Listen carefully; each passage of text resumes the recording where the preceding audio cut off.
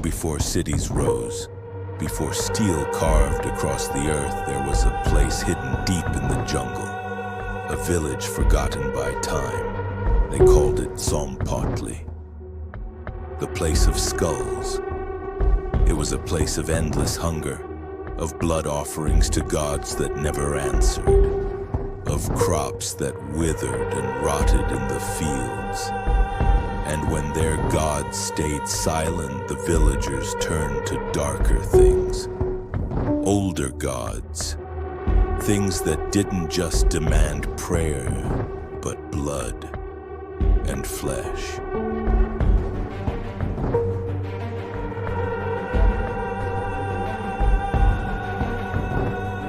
One night under a blood-red moon, the village shaman, old Ixchana, performed a final ritual. They gathered every living thing, goats, chickens, dogs, even their own sick and dying. Their bodies were slit open, drained, and left to rot in the center of the village square. The ground turned black with blood. The air was thick with the iron stink of it.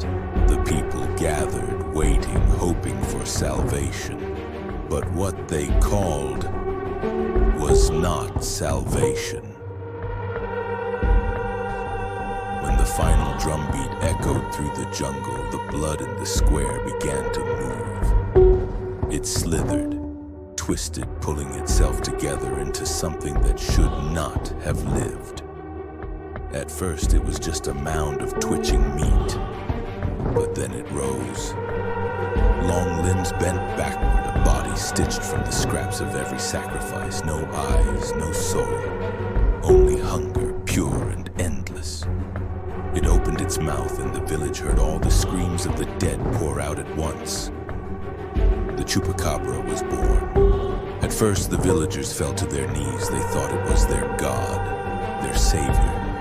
But gods do not kneel. Gods do not thank. They take.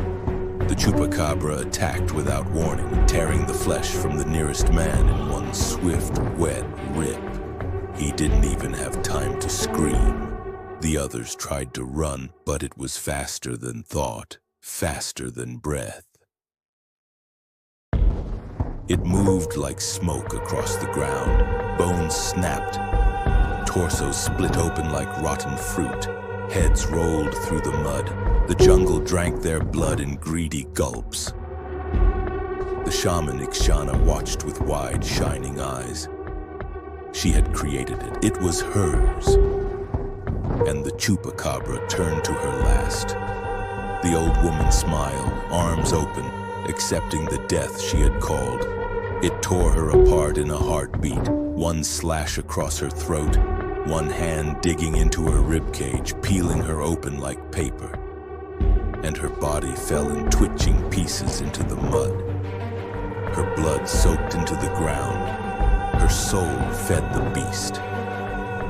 The Chupacabra howled into the endless jungle and the trees bent away from its voice. The village of Tsompotli disappeared that night. By morning there was nothing left. No huts, no fires, no bodies. Only black earth and a few broken bones gnawed clean. The jungle closed over it like a wound. And in the shadows the Chupacabra slithered away, seeking new blood, new offerings. But the curse didn't end there. Every place where blood was spilled without honor, every time a living creature was sacrificed for greed or power, the Chupacabra heard. It smelled the blood, it followed, it grew stronger, it adapted. It learned to hide in the night, slipping between shadows, dragging goats and livestock into the dark. Sometimes men too. The blood was always sweeter when it came from those who deserved it least. Those who thought themselves safe behind their fences. Those who thought the old gods had died. Even now, when you hear a bleating goat go silent in the dead of night, when you find an animal drained of every drop of blood, its eyes wide with terror, when you catch a glimpse of something low, hunched and wrong, crossing the road under a full moon. It's not just a story. It's not just a monster. It's the hunger that never died, the blood that still calls the darkness, the thing that answers when no other gods will. It is the Chupacabra, and it is always hungry. The jungle had forgotten. The earth had healed. The hunger had been silent for hundreds of years.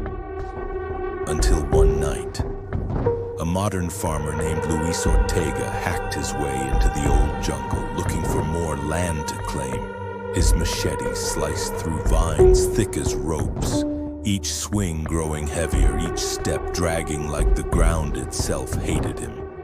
Sweat poured down his face, soaking his shirt, dripping into his eyes. The air was heavier here, older. It smelled wrong, like copper, wet stone, and something else. A faint sweetness, the smell of meat left too long in the sun, but Luis didn't care. He just saw opportunity. Greedy hands, greedy heart, and deeper he went. The deeper he went, the quieter the jungle became. No insects buzzing, no birds calling, not even the hum of the evening wind. Only the rhythmic beat of his own heart, pounding faster with every step, louder and louder, as if the jungle was holding its breath, waiting.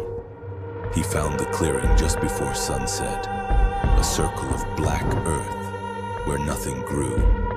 In the center, an old stone altar, cracked but still standing. Its surface was dark, slick with moss, and carved with strange, ancient symbols that seemed to squirm when looked at too long. Luis laughed, the sound brittle and hollow against the stillness, thinking it was some stupid legend, some forgotten superstition. He pulled out a knife, the blade nicked and dirty, and just for fun carved his name into the altar stone. A crude, ugly gash. As the blade bit into the stone, it also sliced into his own palm, deep enough to kiss bone. Blood spilled onto the altar, steaming slightly where it touched the cold surface. The ground shuddered, a deep, slow vibration like something massive stirring far beneath his feet. The trees seemed to lean inward, their branches creaking and whispering. The air turned cold, sharp and biting, and the light dimmed as if the sun itself recoiled. Luis stumbled back, clutching his bleeding hand. But it was too late. The black soil split open. From the cracks, blood began to bubble up, thick, dark, almost syrupy, and with it came a smell so foul it twisted Luis's stomach. The stink of rot, of death trapped underground.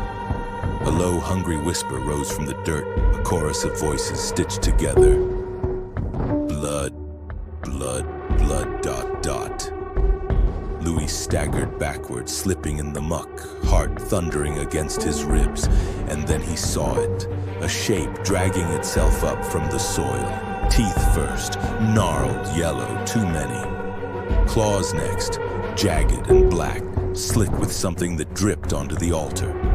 A mouth that split its head wide open, a deep pit of writhing red.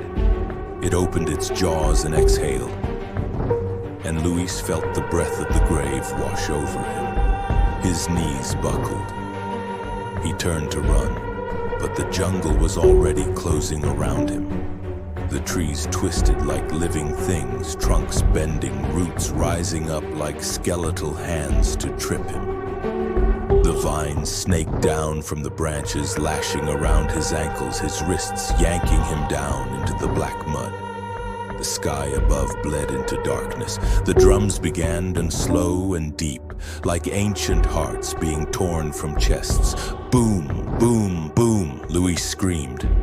No words, just a raw, ragged noise ripped from his soul. But nothing in the jungle answered. Only the drums. Only the whispering blood, only the wet, slick sound of something fast crawling closer and closer behind him. He twisted his head just enough to see a flash of pale, sickly flesh, a mouth wide enough to swallow him whole, eyes that weren't eyes, just pits of endless, starving black. The Chupacabra lunged. Luis felt the first claw sink into his back, a bolt of white-hot agony. Another pierced his side, hooking around his ribs. He was lifted, half dragged, half carried, screaming as bones snapped, joints tore loose. The creature's mouth opened wider, and Luis's scream was cut off as its teeth sank into his throat. Not a clean bite. Tearing, gnashing, blood sprayed in wild arcs across the altar, soaking the black soil. The jungle drank his death greedily, and still the drums beat. Boom, boom, boom. In his final seconds, Luis saw the clearing filling with shadows. Dozens of figures hunched and twisted, crawling from the cracks in the earth, their mouths drooling, their claws clicking in excitement. He had not just awakened one thing, he had called them all. The hunger of Tzompotli had returned. Somewhere in the deep dark, the Chupacabra smiles. It is awake again, and it is so very hungry.